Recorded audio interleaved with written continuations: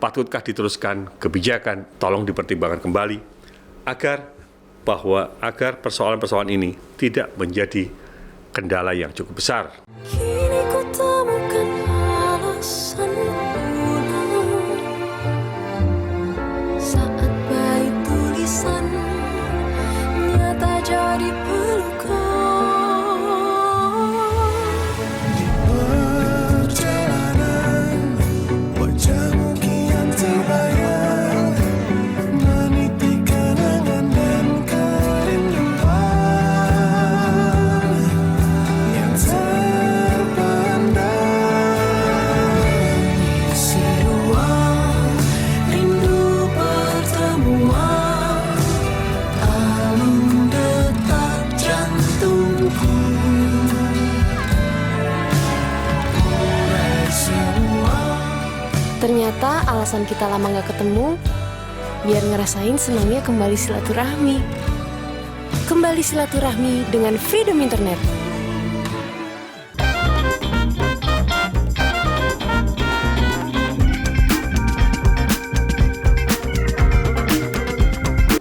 Assalamualaikum warahmatullahi wabarakatuh. Saudara-saudaraku sekalian, salam hormat, salam sejahtera. Kita ketemu lagi di acara kita Opini, dan saya Haji Norman akan selalu menemani saudara sekalian dalam memberikan informasi. Kita bincang santai agar kita bertambah tentang pengetahuan kita.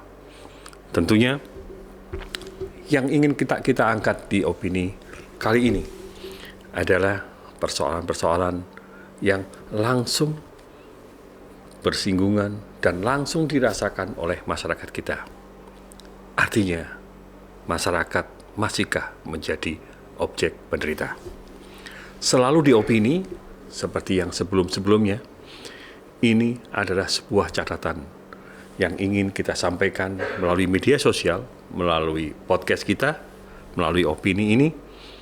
Ada sebuah catatan yang disampaikan oleh berbagai media yang perlu ingin kita ingatkan kepada pemerintah kita, kepada pemimpin-pemimpin kita, bahwa hasil bumi kita sesuai dengan amanat Undang-Undang Dasar 1945 semestinya untuk dimanfaatkan untuk kemakmuran masyarakat kita. Lebih jauh, apa sih tujuannya kita berbangsa bernegara ini?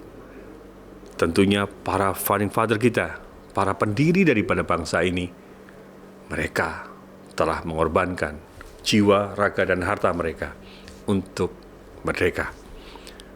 Kita hanya tinggal melanjutkan saja kok. Kita hanya tinggal meneruskan saja. Akan tetapi, jalan menuju kemakmuran masih saja fata morgana. Apakah itu yang dirasakan masyarakat? Mari kita jawab saat ini. Kita mulai dari opini kita yang pertama. Jelas berapa hari yang lalu ini yang dirasakan masyarakat. Menyambut Ramadan, tiba-tiba Pertalite kita hilang. Susah sekali. Saya pun harus membeli Pertamax yang semestinya mobil atau kendaraan yang saya pergunakan cukup saja Pertalite. Bahkan mungkin bensin biasa, premium biasa pun masih bisa. Bukan sebuah kendaraan yang kelas CC di atas 3.000, akan tetapi kendaraan-kendaraan umat yang kita pakai dengan tujuan adanya suatu penghematan daripada bahan bakar. Hari ini kita masuki Ramadan yang kedua, dan semuanya apa yang saya sampaikan tadi, bahwa sebenarnya mengenai daripada BBM, pajak, dan kebutuhan pokok itu menyangkut tentang hajat hidup masyarakat kita. Bagaimana pemimpin kita melihat persoalan ini? Seperti tadi yang saya sampaikan, masyarakat kita masihkah dianggap sebuah objek menderita, sebuah objek yang selalu harus dimanfaatkan, bukan lagi sebuah masyarakat yang memang sengaja diantarkan menuju pintu gerbang kemakmuran. Kado terindah bagi masyarakat Indonesia tentunya sudah dirasakan. Artinya, apakah siasat dagang daripada sebuah badan usaha milik negara, yaitu Pertamina, setelah premium dihapuskan, premium dilibas, diganti dengan Pertalite, tentunya subsidinya pun yang ingin direkayasa. Artinya rekayasa adalah jangan sampai beban daripada anggaran pendapatan belanja daripada APBN kita itu terbebani yang terberat adalah di persoalan subsidi bahan bakar kita.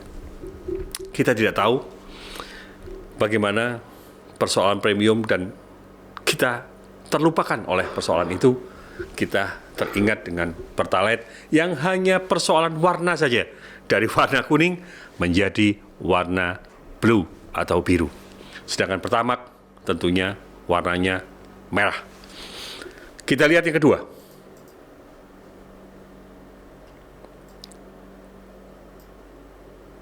Seperti yang saya sampaikan tadi, bahwa ini yang sangat ditakutkan oleh masyarakat kita. Karena setiap kenaikan daripada bahan bakar itu akan korelasinya kepada kenaikan dari transportasi kita, kenaikan daripada cost kita. Kalau memang itu di ranah Pertalite, tentunya transportasi yang masih menggunakan bahan bakar non-diesel. Artinya bahwa diesel masih aman, dan kita menggunakan Pertalite, itu pun tentunya yang semula 100.000 cukup kita untuk 1-2 hari dengan jarak kilometer yang bisa kita planning begitu. Akan tetapi ketika kita harus berpindah kepada Pertamax, tentunya sudah bisa kita bayangkan kantong kita akan semakin terkuras. Belum lagi kita akan melihat bahwa bagaimana LPG ini akan merangkak naik. Ini yang ditakutkan masyarakat. Apalagi ketika LPG di 3 kilo. Kita tahu berapa tahun yang lalu bahwa tenggelamnya minyak gas atau minyak tanah, munculnya LPG karena ada konversi dari minyak tanah kepada tabung gas LPG 3 kilo. Dan sekali lagi, di situ ada campur tangan pemerintah. Bagaimana pemerintah mengintervensi dengan adanya subsidi untuk gas kita. Lalu bagaimana dengan gas-gas yang dialirkan oleh PNG kepada masyarakat kita? Apakah itu turut naik? Ini akan menjadi sebuah pertanyaan-pertanyaan yang selalu menghantui pikiran masyarakat. Ketika masyarakat kita sudah menggunakan LPG, tentunya proses produksi, dan banyak sekali usaha-usaha mikro kecil yang senantiasa menggunakan ini. Contoh, pedagang-pedagang gorengan, pedagang-pedagang martabak, pedagang-pedagang terang bulan, dan pedagang-pedagang yang lain yang tentunya mereka menggunakan ini. Mereka harus menaikkan harga. Akan tetapi, mampukah masyarakat untuk membeli? Atau ukurannya itu diperkecil? Kita tidak tahu, wallahu a'lam bishawab. Yang jelas bahwa korelasinya dari informasi yang saya sampaikan di awal tadi, ketika Ramadan memasuki Ramadan awal, bahwa sudah ada persoalan daripada pertama kita. Ada sebuah pemikiran yang masih menggelitik dalam pikiran saya. Ketika saya melewati beberapa jalan, di sana bermunculan SPBU asing dengan harga yang sangat mencolok. Apakah kalau Pertamax kita harus dinaikkan dengan angka segitu, maka persaingan antara pihak Pertamina dengan badan usaha atau dengan badan usaha asing ini makin kompetitif? Kita tidak tahu. Yang jelas bahwa masyarakat masih menginginkan adanya murah sandang, murah pangan, dan murah yang lain. Itu adalah yang selalu didengung-dengungkan oleh masyarakat. Dan itulah fakta kemakmuran yang ingin masyarakat rasakan. Sampai dengan saat ini. Di awal tadi saya katakan bahwa apakah ini merupakan fata morgana yang tentunya menjadi harapan masyarakat? Pemimpin lahir, pemimpin ada di zamannya, tentunya harapan mereka memilih untuk mereka percayakan, mereka berikan kepada amanahnya untuk pemimpin kita memanage sebuah potensi yang ada. Mulai dari sumber daya alam kita, dan lain sebagainya untuk kemakmuran daripada masyarakat kita. Kalau sinyal daripada kenaikan harga LPG ini pasti akan dilakukan, tentunya akan berdampak kepada ekonomi yang di bawah. Seperti yang saya katakan tadi, ekonomi kerakyatan tentunya ini akan sangat-sangat dirasakan banget. Kita tahu bahwa kemampuan kita, artinya pendapatan income per kapita kita, pendapatan kita, gaji kita, tentunya akan semakin terkuras dengan persoalan-persoalan yang muncul di sini. Artinya apa? Bahwa diujilah pemerintah kita saat ini untuk menghadapi persoalan-persoalan ketika harus produksi Pertamina dengan subsidi yang cukup besar, tetapi di sisi lain bagaimana masyarakat kita membutuhkan sebuah kepastian, masyarakat kita membutuhkan sesuatu yang murah sehingga mereka merasakan kemudahannya. Kemudian yang ketiga ingin saya sampaikan bahwa kalau Pertamina melakukan hal seperti begini, artinya bahwa ada disparitas nantinya, bahwa Pertalite itu tidak digunakan oleh masyarakat mampu, Pertamax digunakan oleh masyarakat mampu. Saya pikir ini sebuah keputusan yang try and error atau coba-coba. Mau diarahkan kemana masyarakat kita terhadap persoalan daripada keputusan persoalan ini? Akan sangat sulit. Akankah Pertamina membuat sebuah ide gagasan baru, memunculkan sebuah nama baru? Kita tidak akan paham, kita akan tidak tahu. Yang jelas, kita review ke belakang bagaimana premium itu menghilang, kemudian digantikan dengan Pertalite. Tentunya harganya sangat berbeda. Kenapa saya katakan demikian? Karena selisih Rp100 pun bagi masyarakat itu berat. Selisih Rp100 bagi masyarakat itu juga menjadikan sebuah catatan. Dan tentunya dari periode-periode pemerintahan yang dulu, persoalan bahkan bahan bakar minyak ini menjadi sebuah persoalan yang sangat sensitif bagi masyarakat kita.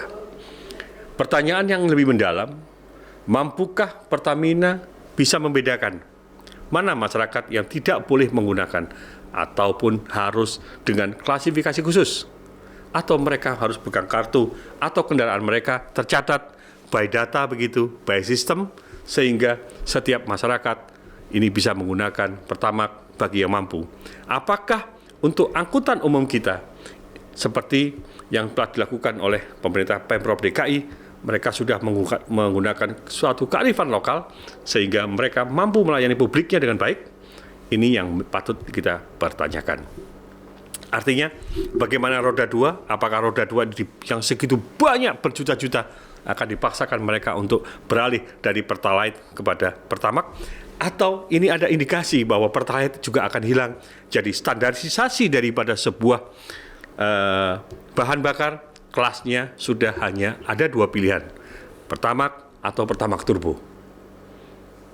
Apakah Pertamax Turbo mempercepat daripada kendaraan kita, sementara kita dibatasi dengan maksimum kecepatan kita? Yang jelas bahwa kalau ini diterapkan, tentunya akan menghadapi kendala siapa yang berhak menerima dan siapa yang tidak berhak menerima. Itu yang harus dijawab dengan mekanisme yang benar.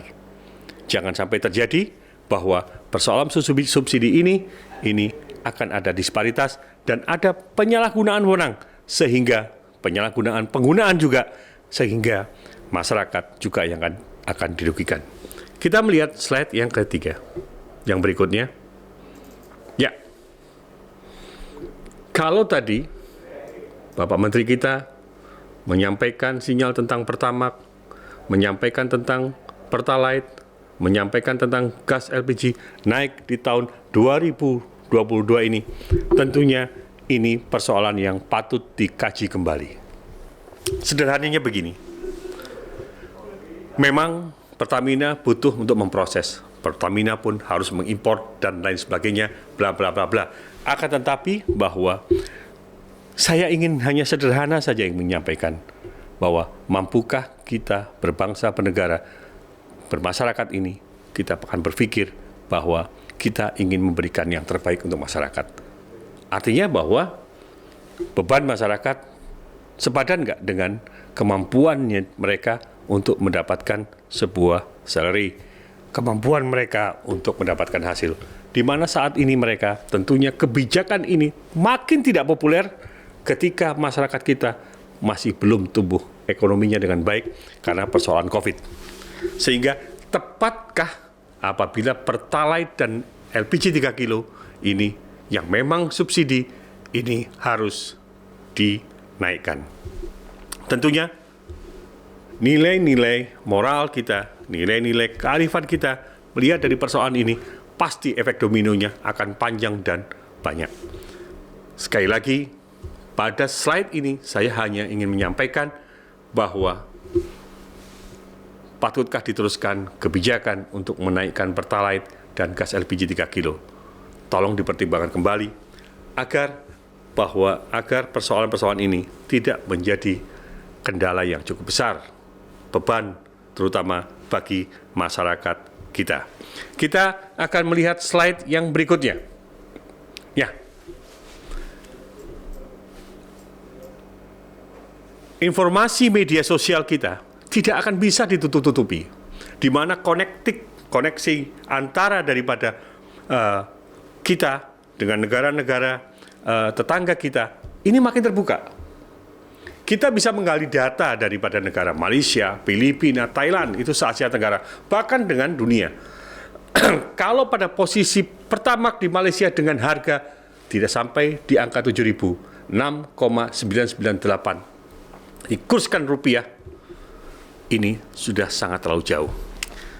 Saudara-saudaraku sekalian di opini, ada sebuah pengalaman yang menarik ketika tahun 90 pasca Perang Teluk, kami berada di Saudi Arabia dan beberapa daerah di Jazirah Arab. Saya katakan bahwa setelah Perang Teluk, Saudi saya pikir mereka akan menaikkan harga BBM-nya. Ternyata tidak. Pada saat kami mengisi bahan bakar, aromanya sudah berbeda. Dan harganya lebih mahal sebuah air mineral daripada bensin mereka. Saya tidak tahu itu sekelas Pertamax Turbo atau sekelas Pertamax atau sekelas Pertalite, karena waktu itu di negara kita masih ada premium. Ini yang ingin diketahui oleh masyarakat kita. Dan ini wajib pemerintah kita untuk memberikan sebuah penjelasan.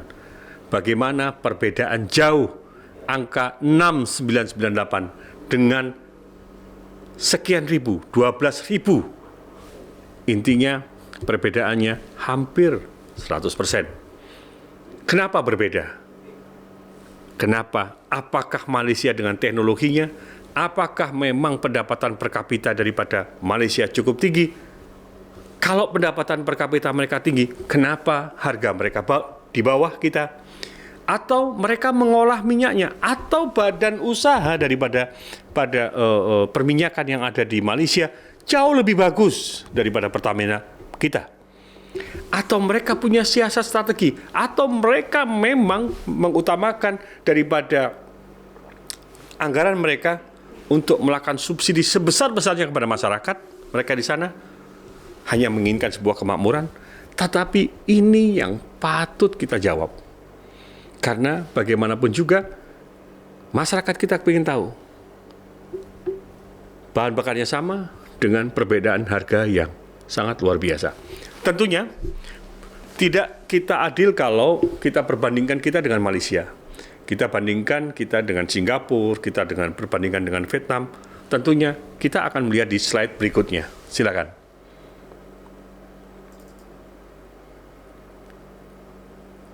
Ya, ini harga bahan bakar kita. Kalau kita lihat di sisi Asia Tenggara, memang Singapura pada posisi 30.000 dikurskan rupiah per liter. Kemudian Laos, Kamboja, dan tentunya Filipina dan Indonesia pada posisi 12.892. Tetapi kembali angka ini muncul di 6,983 untuk Malaysia. Kalau kita perbandingkan dengan dunia, misalnya di Amerika Serikat sudah 17.582 dengan kurs rupiah, berarti posisinya per lebih daripada hampir satu dolar lebih. Kemudian kalau kita lihat di atasnya bagaimana Hong Kong dan Belanda, tertinggi pada posisi hari ini ada di Hong Kong di hampir 41.346 dikurskan dalam nilai rupiah. Ini adalah konfigurasi daripada harga bahan bakar kita.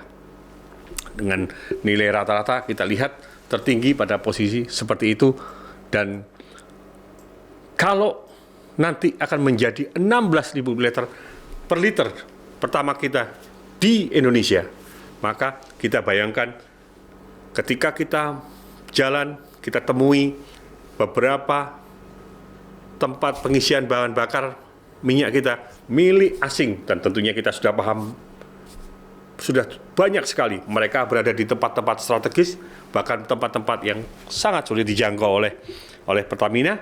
Mereka sudah ada pada posisi angka yang hampir sama. Saya ingin bertanya, apakah ini yang diinginkan oleh pemerintah ataupun Pertamina sehingga harganya harus sama, ataukah saya jadi berpikir mereka sudah membangun di mana-mana. Pertanyaan masyarakat kita adalah, kok berani dengan harga yang tinggi dan kita lihat mereka selalu sepi, akan tetapi mereka masih eksis untuk berjualan. Apakah mereka akan menunggu ini? Ini yang perlu dijawab oleh masyarakat, oleh para pemimpin kita, tentunya oleh pihak Pertamina. Terlepas daripada persoalan itu, tidak bisa dipungkiri bahwa Pertamina kita menanggung beban subsidi yang cukup tinggi. Demikian juga Pertamina menanggung beban hutang yang cukup besar. Akan tetapi pengelolaan apapun juga bagi masyarakat adalah yang diinginkan adalah bagaimana mereka murah sandang, murah pangan, dan murah yang lain, sehingga bagi mereka adalah kelayakan hidup yang terbaik. Jadi seperti ini sahabat-sahabatku sekalian, saudara-saudaraku, di opini kali ini kita membahas khusus mengenai kenaikan beberapa barang-barang yang sangat-sangat penting, di mana barang itu akan sangat berpengaruh dengan kebutuhan-kebutuhan yang lain, terutama kebutuhan pokok bagi masyarakat kita. Yang jelas bahwa apakah dibiarkan masyarakat kita lelah? Masyarakat kita saat ini baru sembuh daripada COVID, dan mereka masih nahan lelah mereka karena mereka sangat berharap ke depan akan lebih baik. Siapakah yang menjawab? Yang menjawab adalah penyelenggara negara kita, agar mereka diberikan yang terbaik. Demikian saudara-saudaraku sekalian di opini Haji Norman hari ini, dan harapan saya apa yang saya sampaikan tadi, apa yang kita sampaikan, kita ilustrasikan di opini ini sebenarnya hanyalah ingin memberikan informasi yang terbaik kepada masyarakat. Mari kita ajak masyarakat kita berpikir cerdas. Mari masyarakat kita libatkan bagaimana peran sertanya dalam pembangunan, tetapi masyarakat juga butuh kepastian untuk mereka bisa merasakan daripada hasil-hasil pembangunan yang terbaik. Pilihan kita adalah semuanya menjadi yang terbaik. Demikian, terima kasih. Wassalamualaikum warahmatullahi wabarakatuh.